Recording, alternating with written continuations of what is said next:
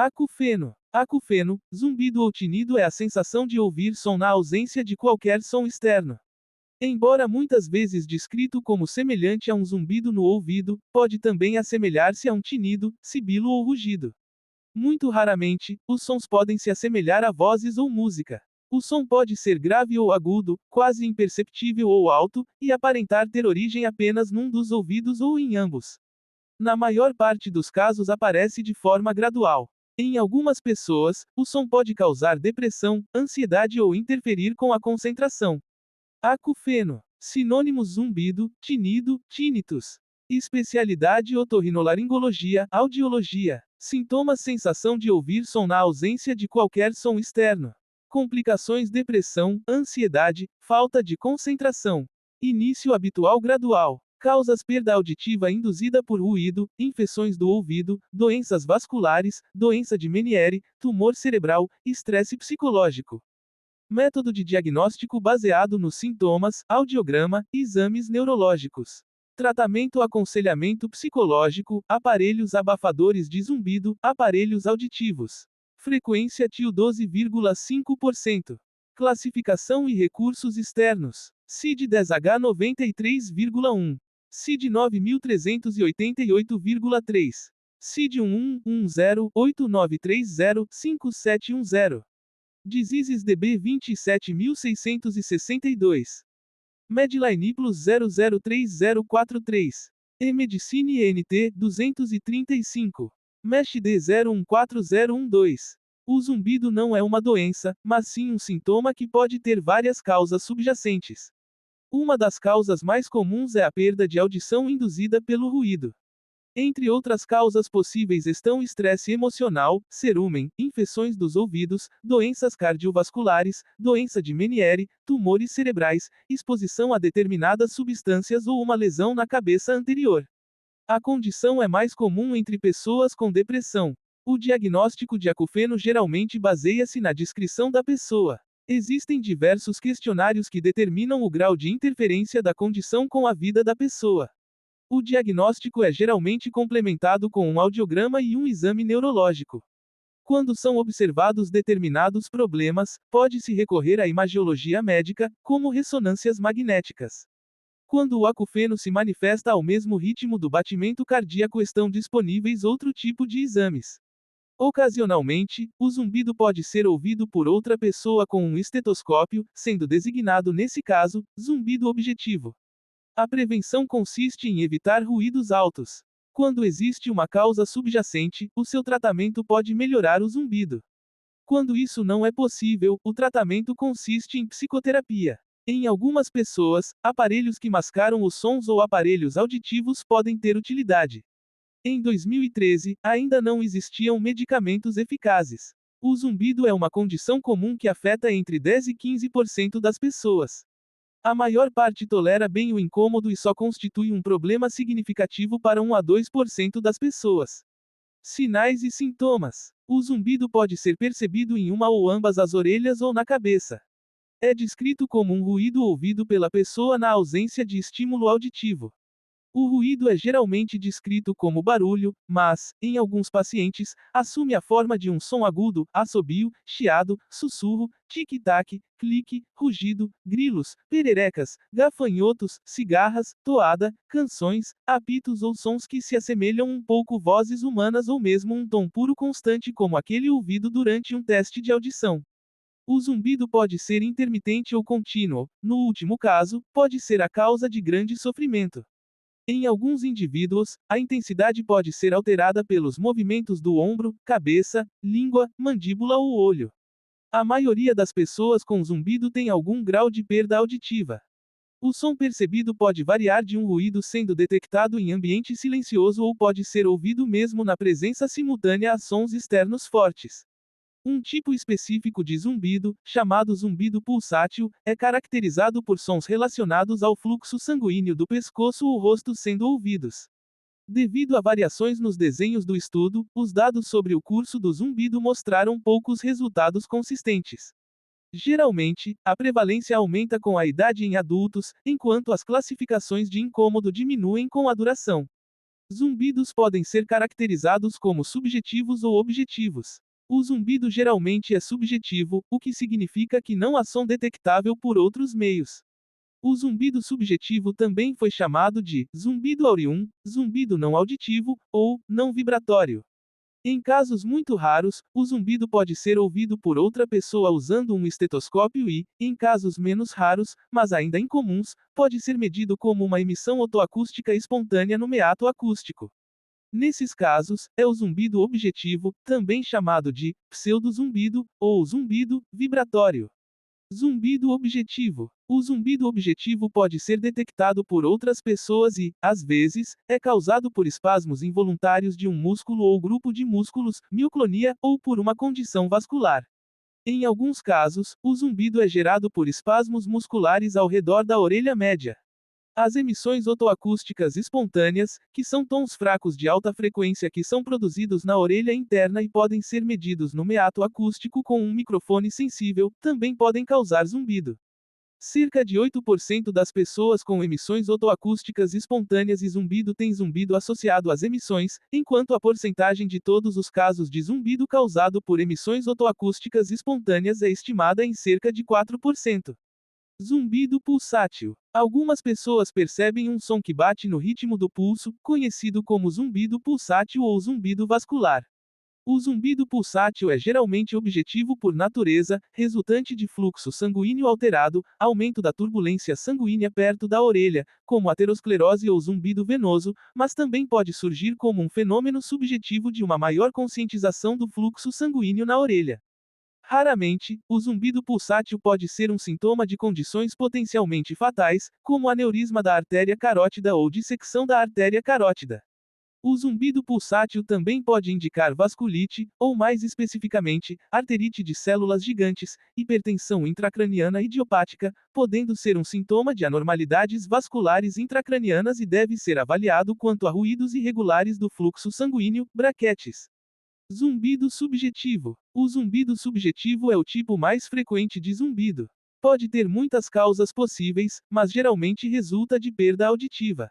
Quando o zumbido é causado por distúrbios do orelha interna ou nervo auditivo, é chamado ótico, da palavra grega para ouvido. Essas condições otológicas ou neurológicas incluem aquelas desencadeadas por infecções ou drogas. Uma causa frequente é a exposição ao ruído que danifica as células ciliadas do ouvido interno. Quando não parece existir uma conexão com um distúrbio da orelha interna ou nervo auditivo, o zumbido é chamado de não ótico, ou seja, não auditivo. Em cerca de 30% dos casos de zumbido, a influência do sistema somatosensorial, por exemplo, as pessoas podem aumentar ou diminuir o zumbido movendo o rosto, a cabeça ou o pescoço. Esse tipo é chamado de zumbido somático ou craniocervical, uma vez que apenas os movimentos da cabeça ou do pescoço têm efeito. Há um crescente corpo de evidências sugerindo que o zumbido é uma consequência de alterações neuroplásticas na via auditiva central. Presume-se que essas alterações resultem de uma entrada sensorial perturbada, causada por perda auditiva. A perda auditiva pode realmente causar uma resposta homeostática dos neurônios no sistema auditivo central e, portanto, causar zumbido.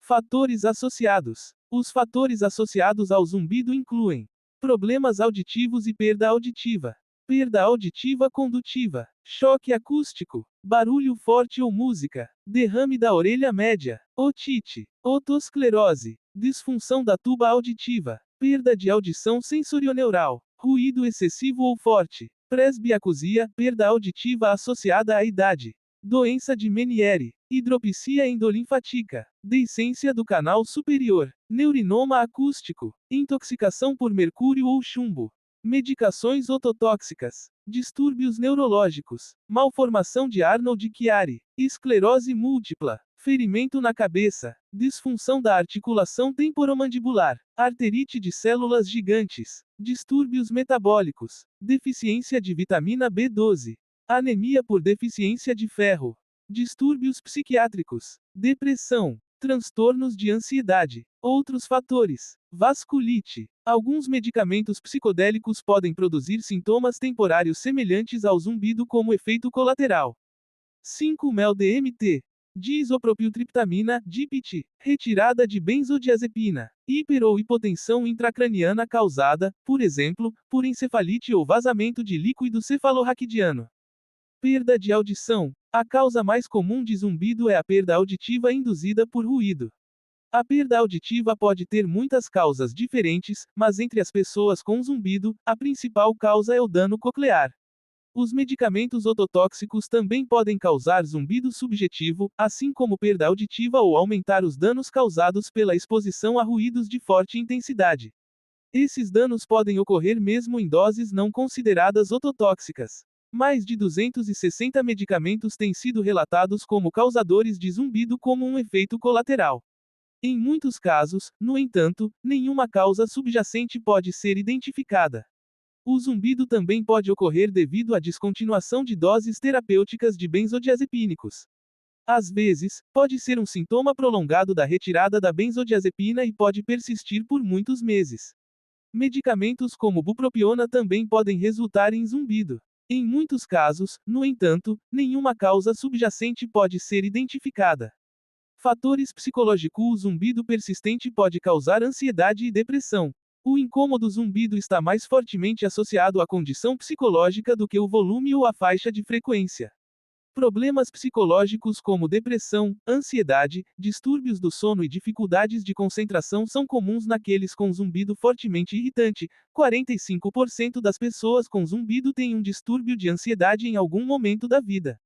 Pesquisas psicológicas têm analisado a reação de angústia do zumbido para explicar as diferenças na gravidade do zumbido. Esses achados sugerem que, na percepção inicial, o zumbido é associado a emoções negativas, como medo e ansiedade de estímulos desagradáveis na época. Isso melhora a atividade no sistema límbico e no sistema nervoso autônomo, aumentando a percepção e o incômodo com o zumbido. Fisiopatologia. Os mecanismos do zumbido subjetivo são frequentemente obscuros. Embora não seja surpreendente que o trauma direto na orelha interna possa causar zumbido, outras causas aparentes, por exemplo, disfunção da articulação temporomandibular, são difíceis de explicar. O zumbido pode ser causado por um aumento da atividade neural no tronco encefálico onde o cérebro processa sons, fazendo com que algumas células nervosas auditivas fiquem hiperexcitadas. A base dessa teoria é que muitos dos indivíduos com zumbido também têm perda auditiva. São muitas as possíveis combinações de patologias envolvidas no zumbido, que por sua vez resultam em uma grande variedade de sintomas que exigem terapias especificamente adaptadas. Diagnóstico. Apesar dos avanços na literatura sobre o zumbido e sua fisiopatologia, a etiologia ainda é de difícil determinação. Sabe-se que ela pode ser multifatorial, sendo associada a problemas auditivos, perda auditiva condutiva, perda auditiva sensorioneural, distúrbios metabólicos, neurológicos e psiquiátricos, dentre outros fatores. No caso, quando o zumbido é associado à perda auditiva do tipo sensorioneural, apesar de serem sintomas frequentemente simultâneos, ele pode ser um sintoma em que os indivíduos referem ter uma percepção mais prejudicial do que as implicações negativas da perda auditiva em si. Sabendo que a etiologia pode ser multifatorial, a abordagem diagnóstica é baseada no levantamento da história da doença, exames da cabeça, pescoço e sistema neurológico são aplicados na avaliação clínica do zumbido. Normalmente, é realizado uma audiometria, ocasionalmente, imagens médicas ou eletroenstagmografia. Também são realizadas as medição dos parâmetros acústicos do zumbido, como tom e intensidade, e avaliação psicológica de condições comórbidas, depressão, ansiedade e estresse associados à gravidade do zumbido. As condições tratáveis podem incluir infecções de orelha média, neurinoma do acústico, concussão e otosclerose. Gravidade. A condição do zumbido é geralmente classificada em uma escala de leve a catastrófica, variando de acordo com os efeitos que tem, como por exemplo se gera interferência no sono, nas atividades silenciosas ou nas atividades diárias normais. Nos casos de zumbido crônico, a definição aceita se dá em comparação com a experiência normal de ruído auditivo, que é de 5 minutos, ocorrendo pelo menos 2 vezes por semana. No entanto, as pessoas com zumbido crônico frequentemente experimentam o barulho com mais frequência do que isso e podem experimentá-lo de forma contínua ou regularmente, como durante a noite quando há menos ruído ambiental para mascarar o som. A avaliação dos processos psicológicos relacionados ao zumbido envolve a medição da gravidade e do desconforto, natureza e extensão dos problemas relacionados ao zumbido, medidos subjetivamente por questionários validados de autorrelato de zumbido. Esses questionários medem o grau de sofrimento psíquico e as dificuldades associadas a ele, incluindo efeitos sobre a audição, estilo e qualidade de vida, saúde e funcionamento emocional. É importante realizar uma análise mais ampla do funcionamento geral, investigando sobre os níveis de ansiedade, depressão, estresse, estressores da vida e dificuldades para dormir, visto que pode gerar maior risco de bem-estar negativo nessas áreas, sendo capaz de afetar ou exacerbar os sintomas do zumbido. Em geral, as medidas de avaliação atuais têm como objetivo identificar níveis individuais de angústia e interferência, respostas e percepções de zumbido para conduzir o melhor tratamento e monitorar o progresso. No entanto, grande variabilidade, inconsistências e falta de consenso quanto à metodologia da avaliação são evidenciadas na literatura, limitando a comparação da eficácia do tratamento. Os questionários desenvolvidos para orientar o diagnóstico ou classificar a gravidade do zumbido, na sua grande maioria demonstram ser uma medida de resultado sensível ao tratamento. Exames e testes utilizados no diagnóstico. Audiometria. Compreendendo que a maioria das pessoas que apresentam zumbido possuem perda auditiva, torna-se essencial a realização de testes auditivos. Um teste auditivo de tom puro trará resultados por meio de um audiograma que vai ajudar a diagnosticar a possível causa, embora algumas pessoas com zumbido não tenham perda auditiva, bem como auxiliar no caminho que leva ao tratamento específico. Outro motivo para realizar o exame é analisar se o paciente é um candidato ao uso de aparelho auditivo. Os resultados obtidos no audiograma também irão facilitar no ajuste para configurar a aplicação do aparelho auditivo, casos em que a perda auditiva é significativa. O tom do zumbido costuma estar na faixa da perda auditiva e, apesar dos erros na medição dos limiares auditivos, quando o teste auditivo é feito através de um aplicativo móvel, pode ajudar a diagnosticar a perda auditiva. Avaliação psicoacústica do zumbido. A qualificação acústica do zumbido incluirá a medição de vários parâmetros acústicos, como a frequência do zumbido, pitch, intensidade, loudness, nível mínimo de mascaramento, NMM, limiar de desconforto, LDL, e efeito de inibição ou supressão residual. Em casos de zumbido monótono será medido a frequência ou faixa de frequência, e em casos de zumbido com ruído em banda estreita será a largura de banda, sendo o volume em dB acima do limiar da audição na frequência, ponto de mistura e nível mínimo de mascaramento, avalia a menor intensidade sonora que mascara o zumbido. Observando a maioria dos casos, é possível identificar que o tom do zumbido ou a faixa de frequência está entre 5 kHz e 10 kHz, e a sonoridade entre 5 e 15 dB acima do limiar auditivo. Também outro parâmetro relevante do zumbido é a inibição residual, ou seja, a supressão temporária ou o desaparecimento do zumbido após um período de mascaramento. O grau de inibição residual pode indicar a eficácia dos mascaradores de zumbido como modalidade de tratamento. Também pode ser realizada uma avaliação da hiperacusia e o acompanhamento frequente do zumbido. O parâmetro medido é o nível de desconforto de intensidade sonora, LDL, em dB, que avalia o limiar de desconforto de ruído, isto é, o nível subjetivo de desconforto agudo em frequências especificadas na faixa de frequência da audição. Isso define uma faixa dinâmica entre o limiar auditivo nessa frequência e o nível de desconforto da menor intensidade sonora. Uma faixa dinâmica compactada em uma faixa de frequência específica está associada à hiperacusia sujeita à submissão. Os limiares auditivos considerados dentro dos padrões da normalidade estão entre 0 a 25 dB.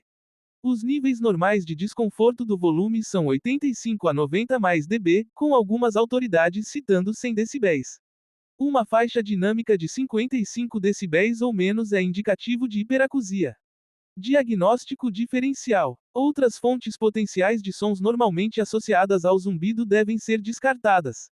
Como por exemplo nos casos em que duas fontes reconhecidas de sons agudos podem ser campos eletromagnéticos comuns na fiação moderna e em várias transmissões de sinais sonoros. Outra condição comum é a audição por radiofrequência, RF, foi identificado que imita o zumbido, na qual os indivíduos foram testados e descobriram que ouvem frequências de transmissão agudas que soam semelhantes ao zumbido. Crianças. A presença do zumbido pode estar associada a diversos fatores. Assim como nos adultos que têm perda auditiva, uma das causas mais comuns, as crianças também possuem a manifestação desse sintoma. As crianças com perda auditiva apresentam alta incidência de zumbido e geralmente não relatam espontaneamente a presença dele, bem como não expressam a condição ou seu efeito em suas vidas. Nos casos em que as crianças se queixam de zumbido, observe-se que há uma associação entre as patologias otológicas ou neurológicas presentes, enxaqueca, doença de Meniere juvenil ou otite média crônica supurativa. A prevalência de zumbido em crianças varia de 12% a 36% com limiares auditivos normais, 66% com perda auditiva e aproximadamente 3 a 10% das crianças têm relatado incômodo por zumbido. Prevenção. A exposição prolongada a sons fortes ou a elevados níveis de ruído pode levar à manifestação do zumbido. Portanto, medidas preventivas precisam ser incorporadas tanto no cotidiano, evitar a poluição sonora, analisar os hábitos e estilo de vida, quanto no ambiente de trabalho, como por exemplo o uso dos protetores auditivos. Os empregadores podem usar os programas de prevenção de perda auditiva, PPPA, para ajudar a prevenir e educar sobre os riscos causados à saúde em relação à exposição ao ruído. Agências como o National Institute for Occupational Safety and Health, NIOSH, e a Occupational Safety and Health Administration OSHA definem parâmetros para a redução dos riscos e danos permanentes à audição aos funcionários, se seguirem o protocolo. No Brasil, a Fundação Jorge do Prati Figueiredo, Fundacentro mantém o Portal da Saúde e Segurança do Trabalhador, que inclui informações sobre a prevenção de distúrbios auditivos. Vários medicamentos têm efeitos ototóxicos e podem apresentar consequências cumulativas que implicam no aumento dos danos causados pelo ruído. Sendo assim, para os indivíduos que precisam administrar medicamentos ototóxicos, deve haver muita atenção do médico aos detalhes da prescrição, como os fatores da dose e o intervalo de dosagem. Tratamento. Se existir uma causa subjacente, tratá-la pode levar a possíveis melhoras. Caso contrário, o tratamento para o zumbido pode envolver a psicoterapia, terapia do som ou o uso de aparelhos auditivos. Importante lembrar que não existem medicamentos ou suplementos eficazes que tratam os casos de zumbido. Psicológico. O melhor tratamento suportado para o zumbido é um tipo de aconselhamento chamado terapia cognitivo-comportamental, TCC. A TCC atua na diminuição da quantidade de estresse que as pessoas com o zumbido sentem. Esses benefícios parecem ser independentes de qualquer efeito sobre a depressão ou ansiedade em um indivíduo. Outra terapia realizada no tratamento pode ser a terapia de aceitação e comprometimento, TAC. Assim como as técnicas de relaxamento também podem ser úteis. Medicamentos. Os tratamentos medicamentosos para o zumbido não possuem evidências suficientes para determinar a sua eficácia. Alguns dos medicamentos como antidepressivos ou acamprosato não possuem comprovação suficientes para determinar se são úteis no tratamento. Bem como não há evidências de alta qualidade para apoiar o uso de benzodiazepínicos no zumbido. O uso da melatonina, a partir de 2015, e dos anticonvulsivantes não estão definidos acerca da sua eficácia no tratamento do zumbido. Também não há evidências que sugiram que a betaestina seja competente no tratamento do zumbido. Sobre o uso de injeções no tratamento, e a eficácia nas injeções de esteroides na orelha média. O uso da injeção de toxina botulínica foi tentada, obtendo determinado sucesso em alguns dos raros casos de zumbido objetivo de um tremor palatal. Medicina alternativa. Sobre o uso da ginkgo biloba não houve comprovação em relação à sua eficácia. A Academia Americana de Otorrinolaringologia recomenda não tomar suplementos de melatonina ou zinco para aliviar os sintomas do zumbido. Além disso, uma revisão Cochrane de 2016 concluiu que as evidências não são suficientes para apoiar a ingestão de suplementos de zinco para reduzir os sintomas associados ao zumbido.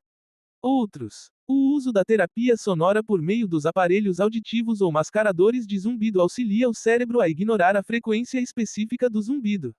Embora esses métodos sejam pouco suportados por evidências, não há efeitos negativos. Existem abordagens para a terapia do som do zumbido. A primeira é a modificação do som para compensar a perda auditiva do indivíduo. A segunda é um entalhe do espectro de sinal para eliminar a energia próxima à frequência do zumbido. Evidências experimentais que apoiam a terapia de reciclagem do zumbido, que visa reduzir a atividade neuronal relacionada ao zumbido.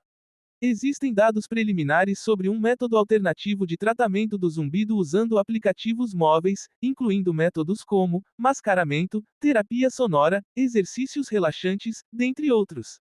Esses aplicativos podem funcionar como um dispositivo separado ou como um sistema de controle de aparelho auditivo. Há pouca evidência apoiando o uso da estimulação magnética transcraniana.